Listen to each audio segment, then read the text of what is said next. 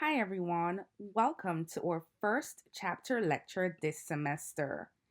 This lecture is not meant to be exhaustive, it is merely an overview of some of the key concepts and ideas presented in chapter 1. Now, as I mentioned in the module overview lecture, in this course, we'll be exploring the roots of activism, especially digital environmental activism. We're going to look at how activism has evolved, what drives collective action, and how it influences both social and environmental change. Understanding this history is critical before you build your own campaigns. So get ready to be challenged as we explore how real world change happens in the digital space. From Spartacus to Black Lives Matter, history is full of resistance. People have always found ways to rise up against oppression using revolution, protest, and civil disobedience to demand justice and visibility. These stories are the foundation for today's activism.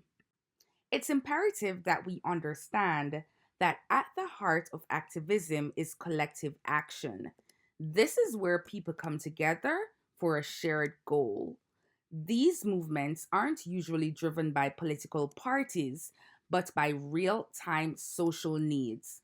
Sometimes they're spontaneous, other times they're carefully planned, but they're always rooted in a desire for change. Take the 2022 protests in Iran after Masa Amini's death. Women burned their hijabs in public as a powerful act of defiance. After months of unrest, Iran disbanded its morality police. It was a striking example of how sustained public pressure can force systematic change. Please be sure to review the textbook for more details on that protest. Movements essentially need more than just passion. They need structure, coordinated leadership, or horizontal networks. They need clear goals and effective communication. The bottom line is organization helps keep momentum going when emotions start to fade. Now, research has definitely shown that social media has revolutionized activism. Platforms like TikTok and X help messages spread fast. But those communication tools come with risk, misinformation, trolling, and even censorship. As digital activists, we must navigate this space thoughtfully if we want to be successful. In general, we tend to think that activism equates to protests.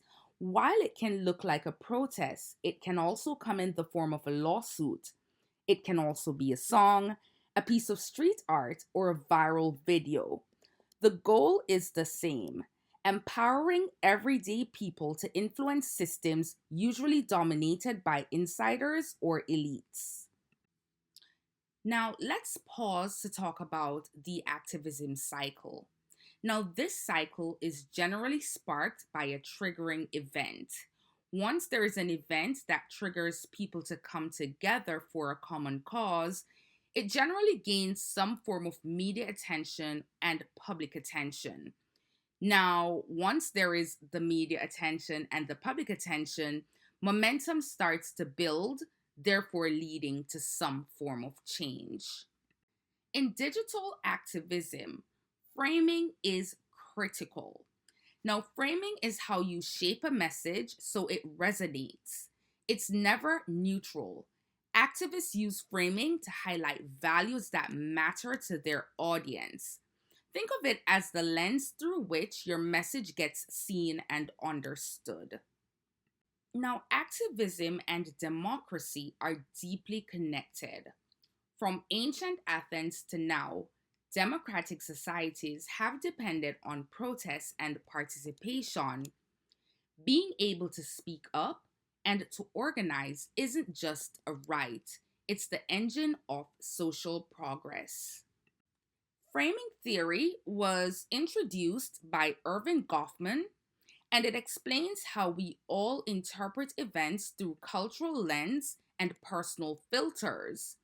In media, this means that two sides can tell the same story completely differently, and both can shift public opinion in their purview.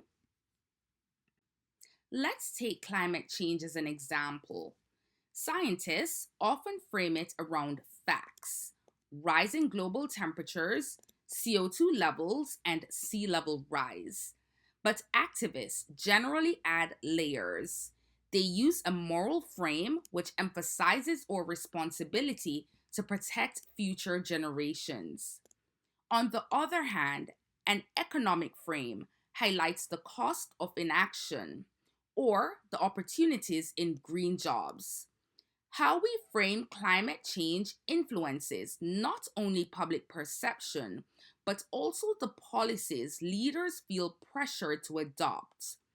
This is why strategic framing is so important in digital environmental activism.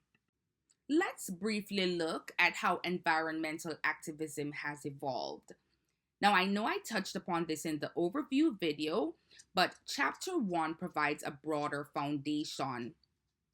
The 1970s saw the rise of Earth Day and Rachel Carson's Silent Spring. In the 80s and 90s, the focus shifted to anti nuclear campaigns and rainforest preservation. Today's movements, like Fridays for Future, blend climate justice with digital tools to reach a global audience. Now, take some time to look up these campaigns, right, so that you can get a better understanding of how social media is being used to call people to action. Environmental activism is most effective when it's intersectional. That means recognizing how race, income, and geography intersect with environmental issues.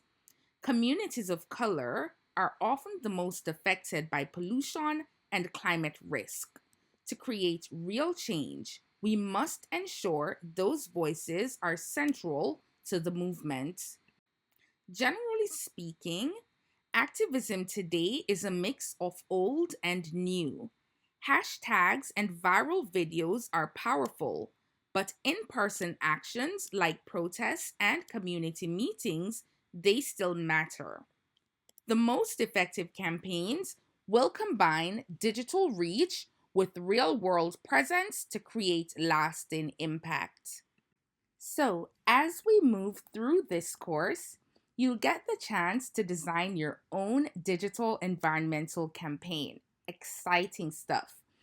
You'll use storytelling, framing, and strategy to ground your own ideas in rich history and activism.